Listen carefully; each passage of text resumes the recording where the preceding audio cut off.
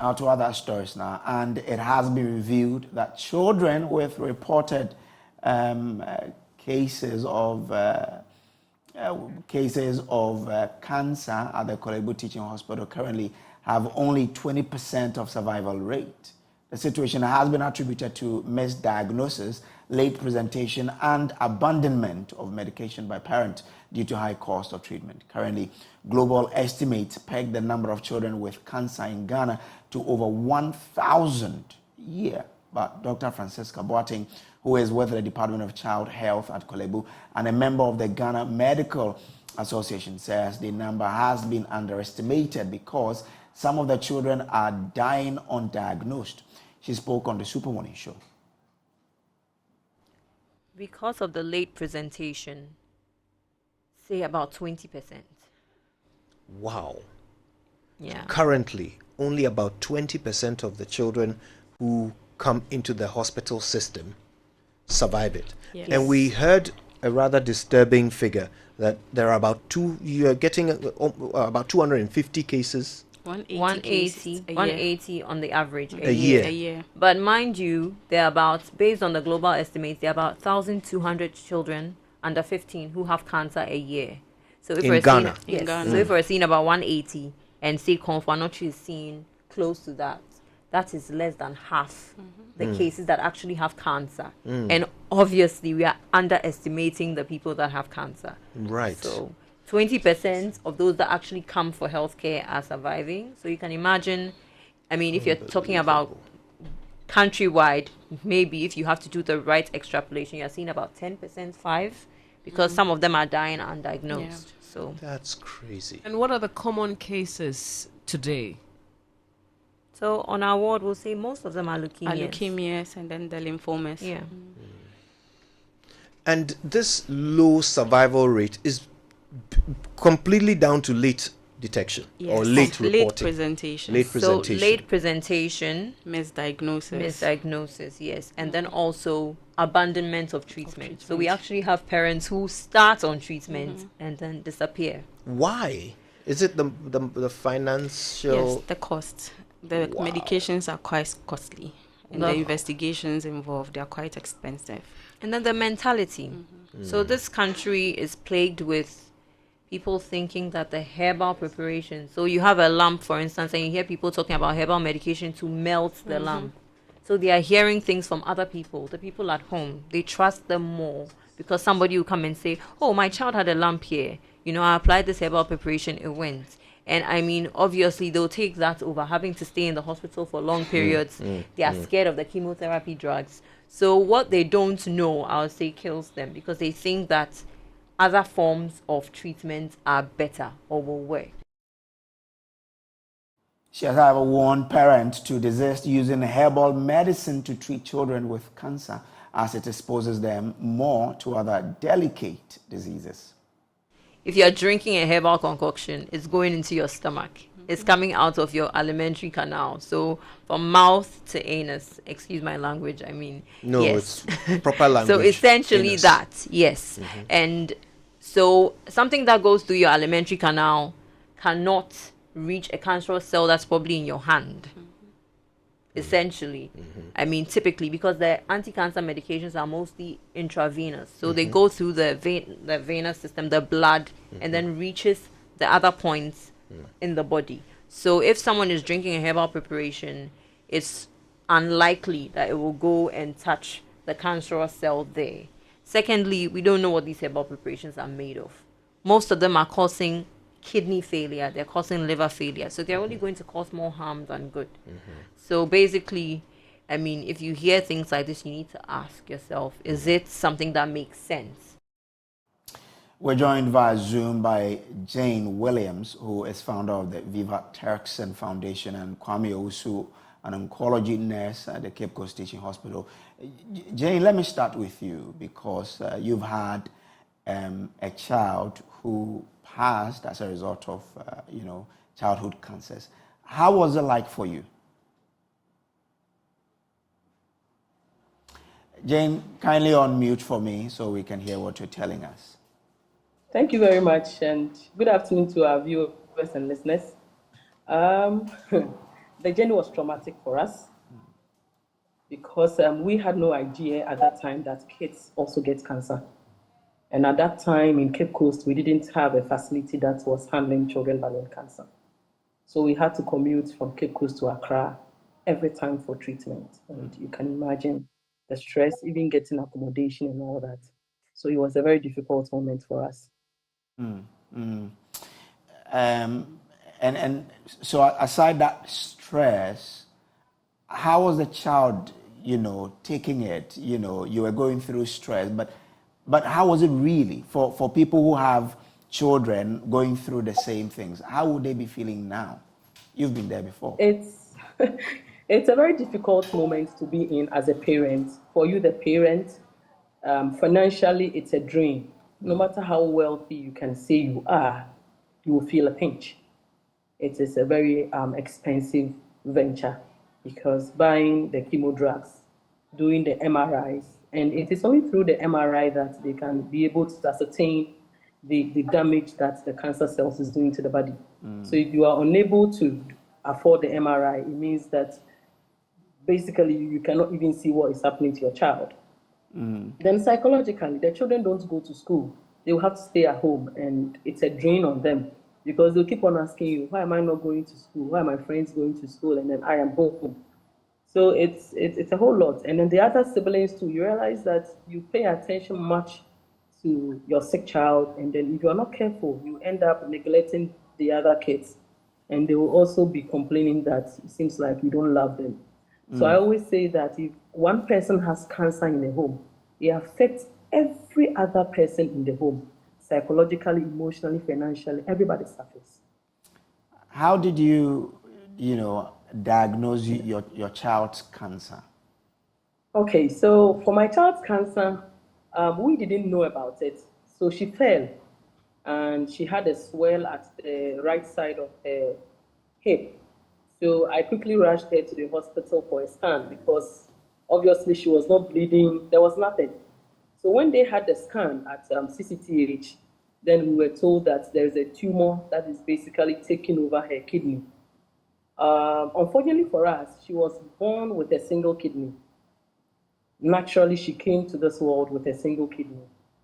So that same single kidney had the cancer cells taking over. When we found out, it had already taken about 70% of her kidney already. So we just tried to help her and then see how best we can save her. But unfortunately, we were able to do something, and then the cancer spread to her lungs, and it also went into her urinary tract, went to her chest. It just started spreading.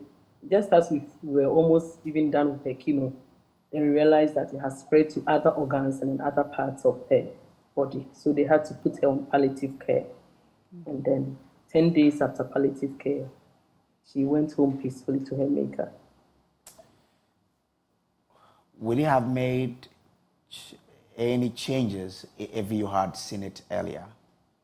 Yes, I keep on saying it. And as the major mandate of our foundation, we are preaching early detection because until her passing, we didn't even know that constipation can actually be a sign that your kidneys are failing you. My child used to have chronic constipation. I mean, constant ones that when she has to visit the restroom, you have to hold her hands and then you push her hair together. You understand? And they put her on laxatives. They were told to give her more refugees and she should drink a lot of water. We didn't know that all these are signs that the kidney was telling us that it is shutting down.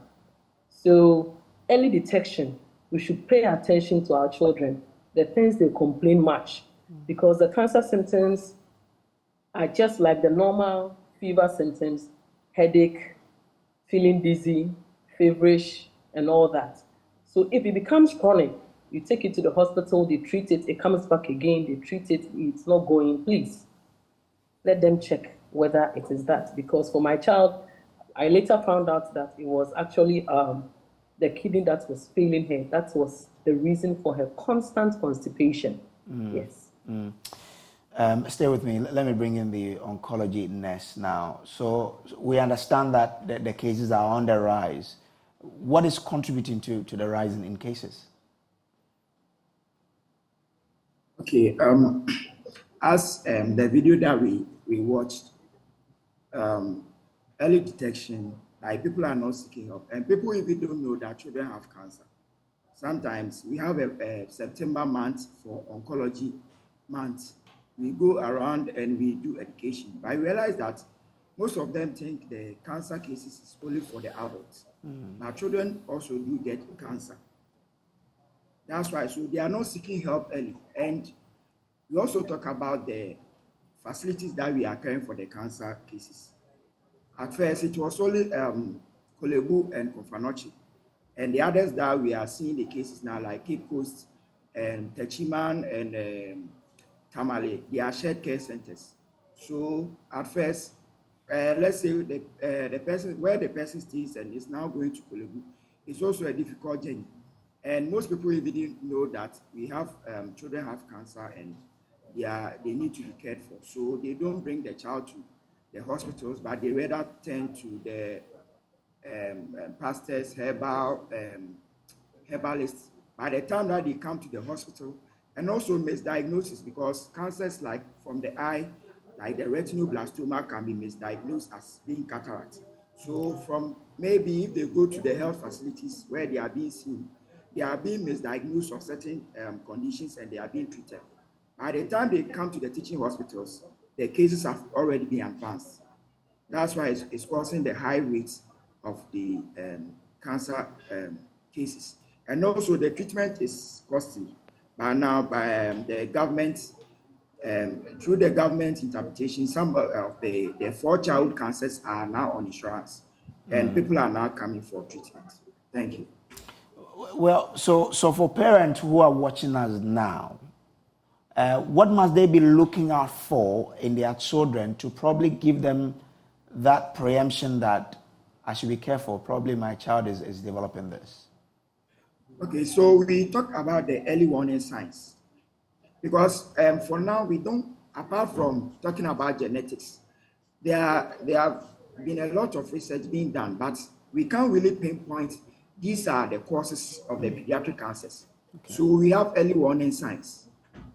Example, when your child is, like you have cataracts, if there's a squint in the eye, you should bring your child to the hospital.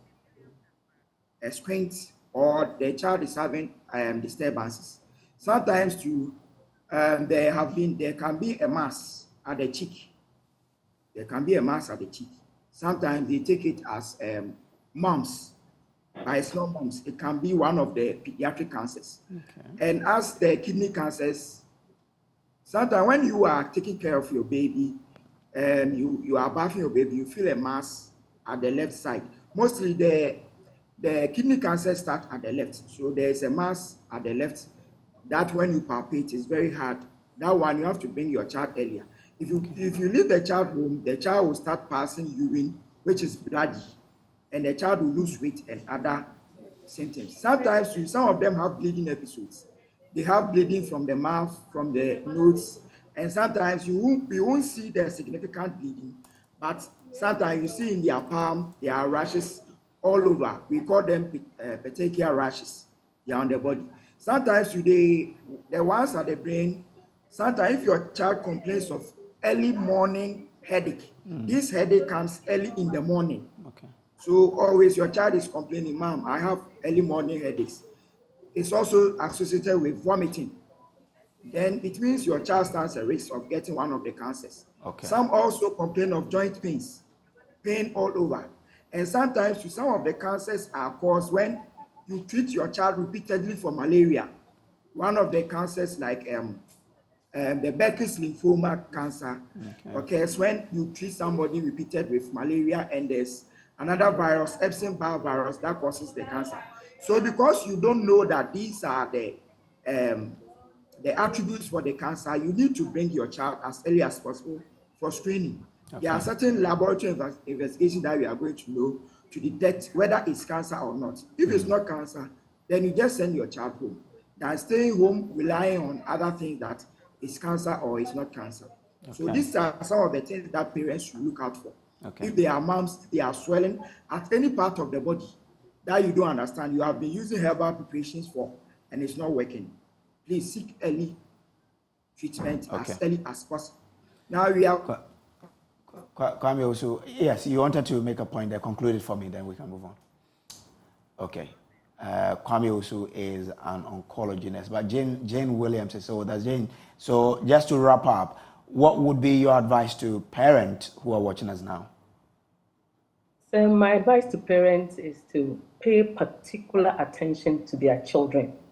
Most of the times, because of our busy schedules and other things, we tend to ignore them when they complain of certain things that is going on with them.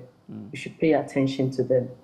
And I always tell them that spending an hour or two in the hospital for an investigation is better than losing your child, because that 2 hours that you take off your job to actually attend to the child will be your saving grace. Yes. Grateful for sharing with us all of this. Now, Jane Williams is a mother whose child passed on through childhood cancers. Now, to other stories now, and the University of Education Winneba has initiated a project aimed at supporting teachers who teach physics across the country. According to the university, many teachers who teach the subject have the misconception that the subject is difficult, and such misconceptions have been transferred to students, resulting in many of these students not doing very well in the subject. Now, the head of the Department of Physics has been speaking after a day's workshop for tutors who teach physics in the Central Region. There is more in this report. Actually, we realize that most of these teachers who are actually teaching at the senior high level, they themselves are carrying a whole lot of misconceptions, or they don't understand some of the concepts that they are teaching. The head of Department of Physics at the University of Education Winneba, Dr. Gloria Ama, explains why there are issues of misconception as far as the teaching of physics in Ghana is concerned. So we are expecting them that once they have come and we have taught them and they have seen some of these misconceptions, they will go out there and correct, and they will also be able to transmit the correct concepts and then the theories we have for better understanding of the students. She says the university has identified a challenge and is harnessing a solution to that. As this first one was for the Central Region, we hope to carry it along to the other regions. We actually want to help because we realize that we have few teachers in physics. So we want to do this to encourage more of our students who are taking physics as like a monster, so they are not able to venture into physics. If we are able to help them understand these concepts and theories better, they will have the interest in physics to take it up, and we are expecting that in the next future or near future we will be able to have more students to train so that they will also go out there and continue. A lecturer at the Department of Physics, Dr. Desmond Appiah, says the workshop will be a major boost towards the teaching of physics in the country. So some of the misconception, as we all realize, is that some or most teachers even do not know that density is a characteristic property. In that sense, the density of a material, irrespective of the size of the material, is still the same. But funny enough, most teachers and students are so quick to define or to write the formula of density, but then do not know the significance of density itself. So you recognize that from some of the questions which were given to them, most of them were not able to, because after they are done with the calculations, they don't know the significance of the calculations, and that they don't compare it to the concept to know whether it actually conforms to the concept or not. And also, we're able to use improvised techniques to depict to teachers how they will be able to explain why ships will sink deeper in fresh water than in seawater. The university says it is its mission to train competent professional teachers for all levels of education, as well as conduct research, disseminate knowledge, and contribute to educational policy and development.